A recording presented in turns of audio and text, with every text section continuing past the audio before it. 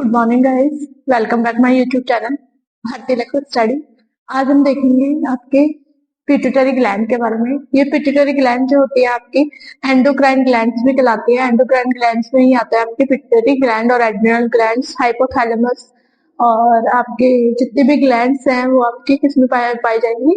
Endocrine glands में पाई जाती है। एंडोक्राइन ग्लैंड्स क्या होती है? आपके डक्ट ग्लैंड्स होती है, यानी कि नलिका विहीन होती है, इनमें कोई नलिका नहीं पाई जाती है। डायरेक्टली आपके सिस्टम से क्या होती है? अटैच्ड होती है और फंक्शन करती है। अब देखिए, फर्स्ट आप देखेंगे पिट्यूटरी ग्लैंड के बारे में। ये फर्स्ट है आपकी ग्लैंड। पिट्यूटरी ग्लैंड को आप हाइपोफाइसिस भी कह सकते हैं, और अगर साइंटिफिक नेम जो आपके साइंटिस्ट थे विसेलियस ने इस ग्लैंड को क्या नाम दिया था? लीडर ऑफ ऑर्केस्ट्रा और मास्टर ग्लैंड नाम दिया था। दो नामों से इसको मोस्टली आपको जाना जाता है कि मास्टर ग्लैंड क्या होती है, मास्टर ग्लैंड को भी आप पिट्यूटरी ग्लैंड कहते हैं। और एक नाम किसने दिए थे? आपके विसेलियस नाम के साइंटिस्ट ने दिए थे। और भी इसको कई नामों से जाना जाता है, जैसे हाइपोफाइसिस, सेरिब्रिया, पियूशिका, इन नामों से भी इसको जाना जाता है। ये इसके उपनाम कहलाते हैं।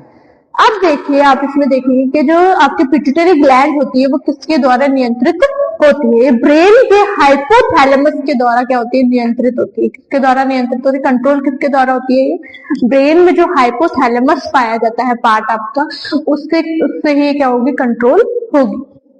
अब हम देखेंगे कि इसमें जो पिट्यूटरी ग्लैंड होती है उसका निर्माण या विकास या परिवर्तन किस प्रकार से होता है। तो नॉर्मली आपके जो एक्टोडर्मल सेल्स होते हैं, जो एक्टोडर्म होती है, लेयर होती है आपके एक्टोडर्म, उससे इसका क्या होता है? विकास होता है, डेवलप होता है। लेकिन इनके जो विकास होगा वो भी आपके भिन्न भिन्न क्षेत्रों में अलग अलग डिफरेंशिएट जो आपके किया गया है कि हाँ इस एरिया से इसका इस पार्ट का निर्माण होगा, इस एरिया से इस पार्ट का निर्माण होगा।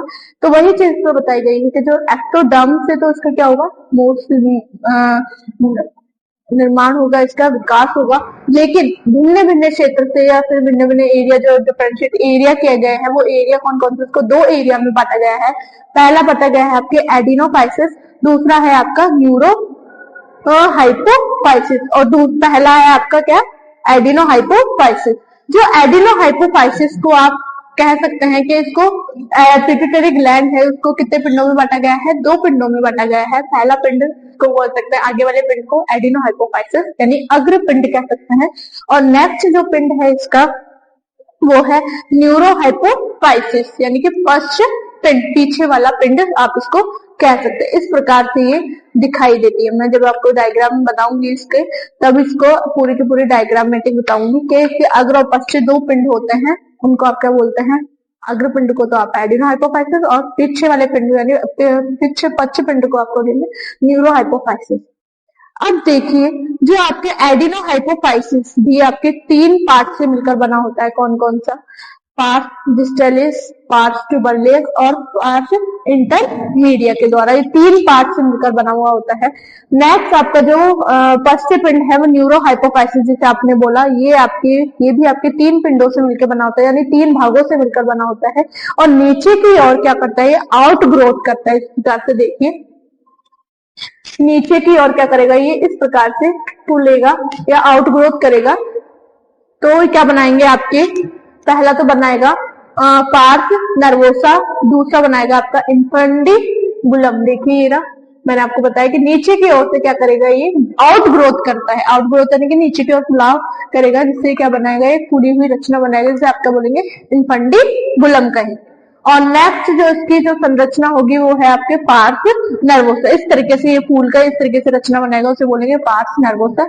नेक्स्ट जो आपका इसमें बनाएगा पार्स एमिनियंस, वो आगे की रचना बनाएगा। इस प्रकार से देखिए यहाँ पे।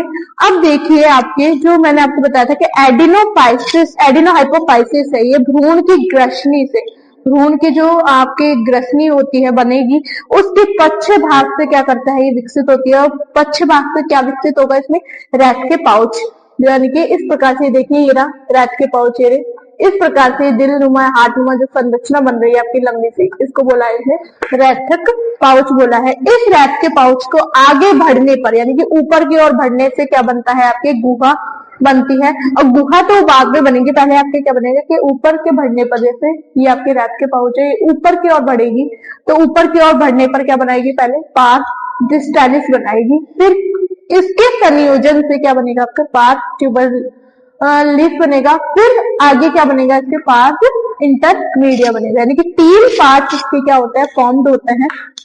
कौन कौन से पार्स डिस्टालिस किससे बनते हैं, आपके रैट के पाउच से बनते हैं, पार्स डिस्टालिस, पार्स ट्यूबुलस और पार्स इंटरमीडिया, इस प्रकार से। और फिर नेक्स्ट जो आपके जैसे ये गुहा बनी आपकी, इस प्रकार से ये गुहा बनी, ये गुहा क्या कहलाएगी आपकी रेसिडुअल ल्यूमेन का निर्माण करती है। इस गुहा को आपने क्या नाम दे दिया, रेसिडुअल ल्यूमेन बोल दिया। इस प्रकार से हम देख सकते हैं कि